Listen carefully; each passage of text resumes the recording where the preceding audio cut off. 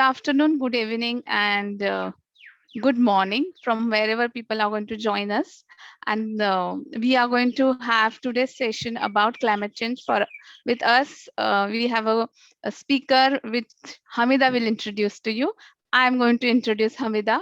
Hamida is, global podcast host for sharing life lessons. She is have a tremendous affinity towards that subject of learning something from other people's experiences and giving other individuals an experience that they can have. So she has over 30,000 views from 29 countries. She covers topic from self-help to physical, mental health, hygiene, parenting, wellness, etc. I'm going to shortly put for the participants to view her links in the chat box. So I welcome you, Hamida, and thank you so much for conducting this particular fireside chat with Heeta. I welcome you both. Thank you so much. Thank you, Dipali, for that introduction, and it's an honor to be here talking to Heeta. Heeta, welcome to this fireside chat in the Global Rise Summit 2022. I would like to say a little bit about Heeta. Heeta Lakhani is a climate educator from Mumbai, India. She has her master's degree in environmental studies and resource management from TERI University, New Delhi. She's very active at the local as well as international level since the United Nations Climate Change Conference in 2015. Her profile will be in the chat for everyone to view, but Heeta, I want to give this opportunity to talk to us a bit about yourself and tell us what you're doing, what your passions are, what kind of impact you are making and looking to make. Thank you so much, Hamida, and thank you, Dipali, for the invitation. It's such an absolute pleasure and an honor to be here with having this conversation with you today. Like Hamida mentioned, I'm into climate education. My journey started when I was actually much younger, when I was maybe around 12 or 13 and coming back home from school. And I was passing by Marine Drive and they had this beautification project in Marine Drive in Mumbai, which was basically widening of the road, making it the road that you see today called the Queen's Necklace. And it was lined with coconut palm trees. So for this widening, they had to take these trees off. I'm not sure what happened, whether they relocated them or what they transplanted them. But that afternoon, when I was coming back home on a trailer, there was a huge coconut palm tree lying, just horizontal. And this was just lying there on the trailer with its roots out, with its leaves out in its full glory. And that image is still very, very visible to me, where I just kept thinking I couldn't understand how could you do a beautification project by taking the actual beauty out of this place. So I think this is what sort of has stayed with me for a long time. And this is where I started. And ever since I understood the term environmentalist, I said, this is what I'm going to be when I grow up, which eventually made me want to do a master's in the field. So that's the journey so far. But my journey in the international space took a different turn after my master's, but we can get into that a little bit later. Sure, Heeta. So I know you are an educator as well. I would request you to first educate us. So Dipali and I were having this conversation before, and we agreed on one thing, that if we had to explain to our neighbor what climate change meant, we probably would not be able to. So could you explain to us what that is in just Climate Change 101? Very simply put, I think now people are understanding what it is, but if you had to explain it to someone who has no idea, it's basically the changing of the Earth's climate. This very basic where we have monsoon at a certain time, summer at a certain time, winter at a certain time. In India, other parts of the world have different seasons. This continuity of seasons, this weather pattern, this regular, change that we're seeing is getting irregular. So we're actually playing with the bigger climate. Climate is something that happens over decades and decades of years, and weather is a day-to-day, seasons and month-to-month changes that we see. So we're actually playing with the bigger systems, which then affects the seasons, which affects day-to-day weather, which affects rainfall, which affects how floods, droughts, hurricanes, cyclones, all of that. And just trying to understand, over a period of time, when you look at geological scale, the Earth has gone through various climatic changes. So people say, this been happening. Why do we have to worry about it now? Mm-hmm. And that is true. It has happened a few times in the past. The reason why this time it's such a big worry is because something that would have taken thousands of years to happen is happening over a span of 100 years. And this acceleration is because of human activities. So we are basically contributing and accelerating the pace of scale, which means that we're unable to adapt to how quick it's happening. Different life forms along with us are unable to adapt. And it's happening solely because of the human contribution to the planet. And tell us what the root causes are in terms of, again, talking about the common person. What is a common person doing that is aggravating climate change? Or what is the nation on the whole doing that is aggravating climate change? I think this has stemmed from a long time ago. So hundreds of years ago, when the Industrial Revolution started, the mindset was, producing more. The mindset was, making more. So there was, of course, taking more resources, whether it was coal, oil, whatever that was, whether it was, taking wood, whether it was creating different things. So the idea of development over the last few years has, not last few years, last few centuries rather, has sort of been of a idea where we want to really, use what we get from the planet and make it into something which is more useful, whether it is a product, whether it is a road, whether it is a dam, whatever that might be. And this mindset has been very capitalistic in nature. So the mindset of, that we need to get more, we need to do more, we need to build more to have a better life is where it has all stemmed from. Mm-hmm. And we were living in harmony with nature. We've been living in harmony with nature. There are communities, local communities, Adivasis, indigenous communities that are still living in harmony with nature. But it's the bigger picture. So every time you look in the television, there's some advertisement for some good or something that you probably don't necessarily need, but it's out there tempting you to buy. For example, especially when it comes to children's television, right? This is conditioned from childhood. Mm-hmm. When you look at children's television, there's some ad for some pencil or some food or some clothes or some toys. And children are, of course, very easy to be, brainwashed in that sense. So then if my friend has something, I want to have something as well. And this cycle continues as you see more and more. So I think it's come from decades and decades of conditioning, from decades and decades of, living like the West has been living or wanting to live like the West has been living. And this is basically creating or adding on to the problem that we now have. Sure. So you're saying consumerism is really impacting negatively, right? So, so when we talk about the West and we say how we are replicating what the West are doing, I personally live in New Jersey. I am visiting India right now, and the new generation is become very conscious about this. So the new mothers are going back to reusable diapers for their babies. That's just one example. Can you talk to us and tell us what is it that we can do in our day-to-day lives, or that we can not do in our day-to-day lives, that will help plateau or halt climate change in a negative way? Yeah, I think there are a few things that we can all definitely do. And I think the first is very basic. It starts from really understanding the difference between what we need and what we want. And it starts right at that level. It really doesn't have to be the most, moving to vegan shoes or buying some, exotic vegan food from some part of the world. It's really, really basic, trying to see what do I want versus what do I need. Yeah. And all of this has to be an individual choice, an individual assessment. I cannot tell somebody else what is good or what you need and do not need. So this really has to be a self-assessment where we really have to think, do I really need the third pair of shoes that I'm buying today? Mm-hmm. Or do I really need that, makeup product that I've seen? Or do I really need a new phone for that matter? So it all really stems from a simple thing, because if you look at the life cycle, for example, let's take a very simple example of a cotton t-shirt, right? I walk into a mall, I see a bunch of things, I tried on something and it looked cute and I bought it, and perfectly fine. I'm not harming anyone, it's my money, I've not done anything wrong with this.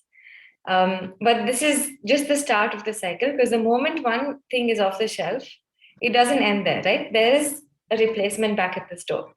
And then if you trace back, if it's a cotton t-shirt, like the example that we're taking, the cotton right from where it's grown, so what from the farm that it's grown, what inputs are going into the soil, how the cotton has been grown. It's already labor intensive, water intensive, resource intensive.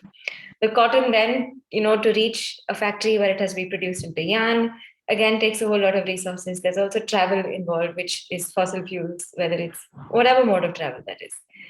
And so on and so forth. So the yarn goes into cloth goes into a factory, it's dyed, it's printed, it's colored, and then it's, all of that, and it's ready and it's come either to your store physically or to a virtual store that you've bought online. So the moment this happens, you're creating a demand for another t-shirt to be produced. If you need new clothes, absolutely yes. I'm not telling you should keep wearing the same tattered clothes for the rest of your life. Definitely go out and make that purchase, buy what you need. But there are different ways of seeing how that can happen. There are also now there's a whole mindset change. It's just picking up a little bit in the West. I think in the South Asian context, it has been there, but it's not really a niche thing, which is of thrift stores, where you sort of, someone secondhand or pre-loved product, you can go and buy. So you're not necessarily buying a new product. It's in perfectly good condition, and you can just use that instead of having to buy a brand new factory-made product. And in our cultures, especially in the Indian culture, you've had this hand-me-down, you've had this, swap, whether it's with a friend. Always. I've always had hand-me-downs. I never had a sister, but a very, very close friend of my mother, her daughter was like 5 years older than me, and she always wore really good clothes. I wore her hand-me-downs all the time. Absolutely. It was the same with me. I've been the only child, but I've had a lot of this coming on from relatives, from friends, from somebody or the other. Yeah. And the whole idea of, right from what you want to get for your kid to when you're an adult, what you want to get for yourself. So just relooking that. And then I think the secondary step is really creating the demand for more sustainable products. So if you're looking at, say, packaged food, and you're looking, say, at a packet of cookies or biscuits or whatever that might be, most of it in the market, 99.9% is all packaged in plastic. So then is to really go out there, find sources where maybe a local bakery where you can get something, take your own box, or maybe get it in paper or whatever the alternative might be. So then it's really, I think, looking step by step to really assessing what can I change, and then maybe creating a demand for change. So if you can write to the companies that you really like their products, but you don't see an alternative, and then write to them and say, I really like the product that you make. Whatever you like about it, tell them about it, and then ask them that, but there is one thing where I'd wish for you to change. And maybe the one email is not going to change the policy. Then maybe the one email is not going to make that change, but it's going to create that demand. And the more that we do it, they will realize, okay, people are going to stop buying my product because of this one issue. And then they will, the supply changes. So it's not necessarily advocacy, but it's really creating the demand for a product that you see is needed in the market, maybe.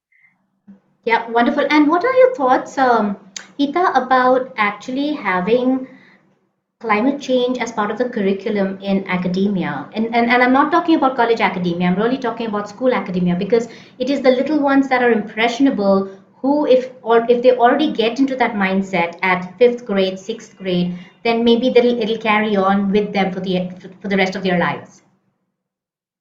Yeah, absolutely. I think this is definitely something that has to be taught right from when you're a little child.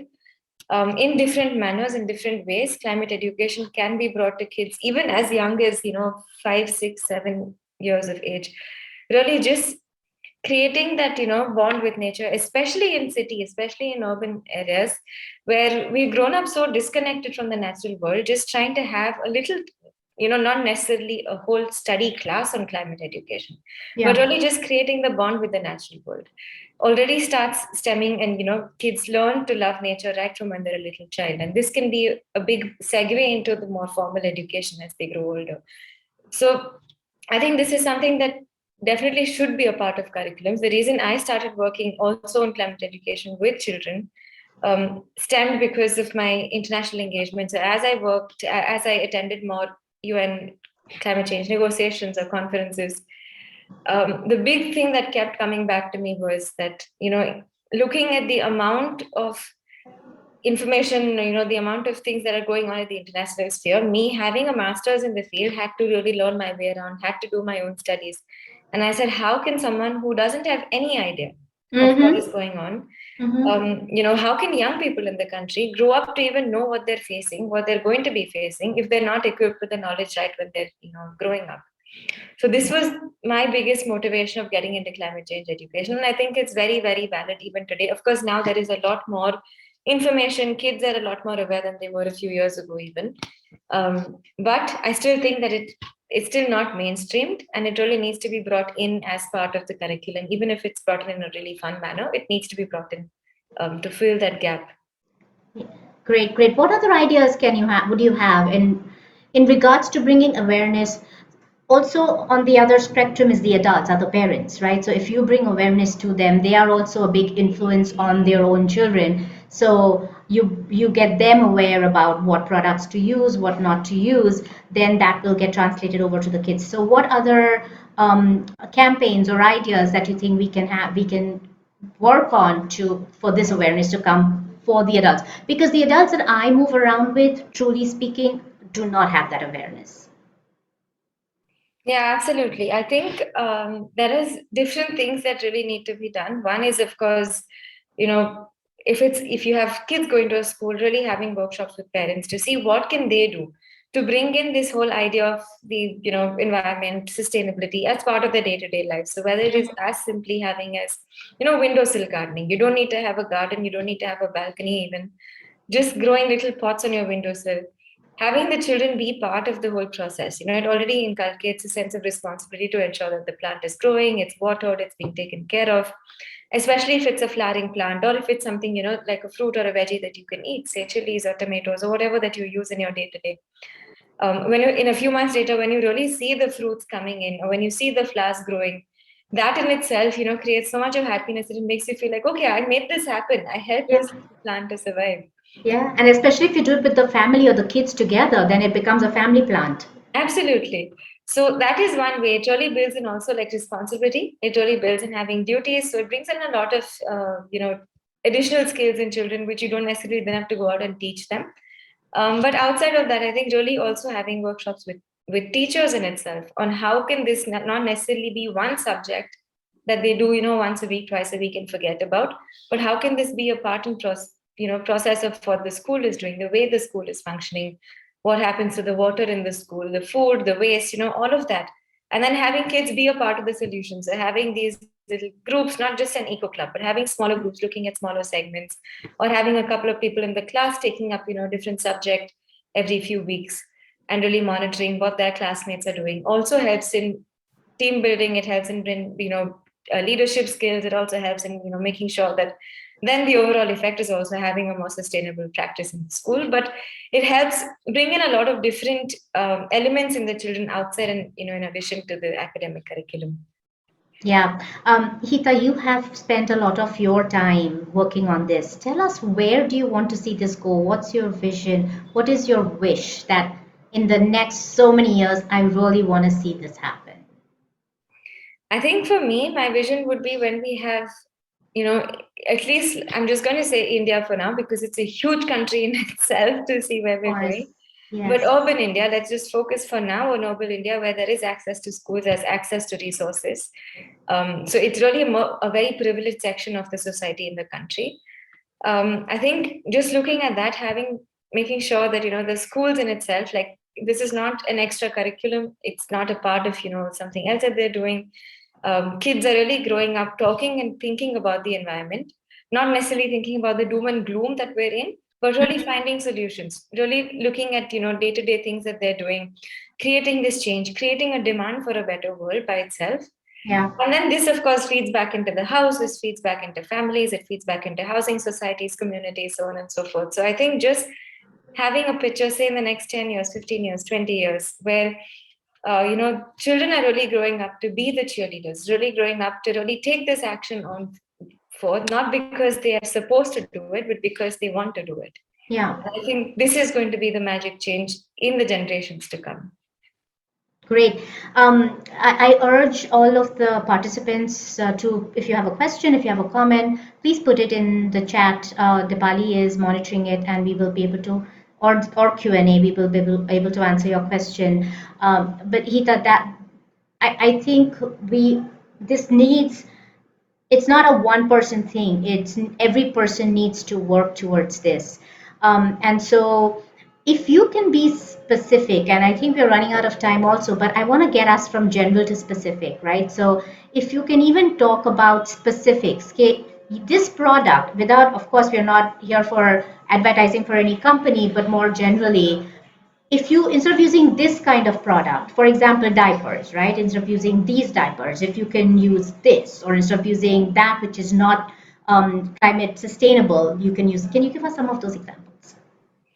Yeah, I think a few examples. One is, say, for example, toothpaste, something that we all use every single day. Really going back and even moving to tooth powder, because just the paste in itself, like the tube in which the paste comes, is creating waste, and we're using probably a few tubes every month that go through. So just moving to tooth powder, which probably comes in packaging that you can reuse, so in bottles and boxes, that is one option. Another very specific to women is, moving to menstrual cups. So we're all using either sanitary pads or tampons or whatever that might look like. And moving to menstrual cups, I have been using one, I think, for 4 or 5 years now, and I could not have been happier. Zero And waste. I want to add that my daughter is using a menstrual cup too, and she could not have been happy. So yeah.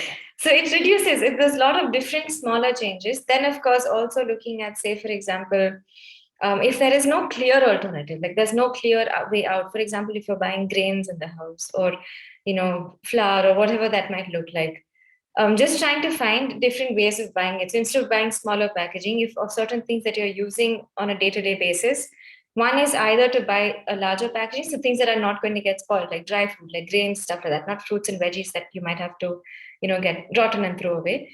So either buy them in bulk. So number one, that reduces the amount of packaging coming in, or finding stores. So going back and really looking at stores that you can buy this in bulk, and you can really not have to take this in a plastic package.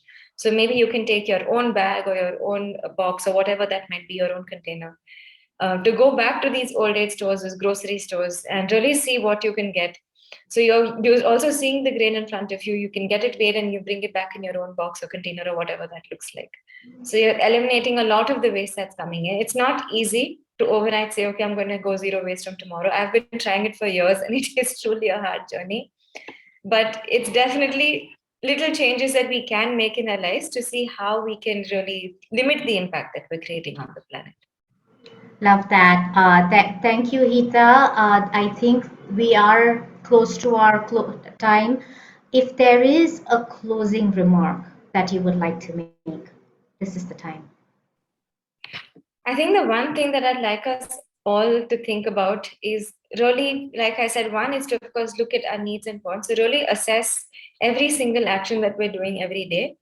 And really, if we're consuming something, see whether we really need it versus what we want. And then I think eventually, as we keep thinking deeper, we do realize that there is a difference, and we can make changes if we think about it before just impulsively acting on something. And the other thing is really, going all out and advocating for change. That doesn't mean necessarily having to go on the streets and strike. It doesn't necessarily mean having to go on social media and call people out, but really creating these little changes in our lives, talking to our family members, making this a dinner table conversation, or talking to friends, talking to neighbors, creating changes maybe in the buildings, in the communities where we live, and really starting, not necessarily making, changing the world overnight, but really making these changes, putting into practice everything that we would really like to see, I think is another big step forward as well. So Yeah, reuse, recycle, and repurpose. Those are the 3 R's that we use as a mantra, and I think that's a great mantra to have. Repurpose, reuse, recycle. Thank you, Heeta. Thank you very much for being on the Fireside Chat for the Global Rice Summit. It was great having you, and thank you for being you and doing this great job for the globe. thank you so much. It's been an absolute honor. Over to you, Dipali. Thank you, Hamida, for this lovely conversation with Heeta. Though I, though myself, I am a advocate all these things, And I believe that consume to conserve is a thing that everybody should adopt. Then there can be a possibility that you start this change at your home. And having said that, thank you again, Hita and Hamida, for having like both of you coming on Rise and doing this. Thank you so much.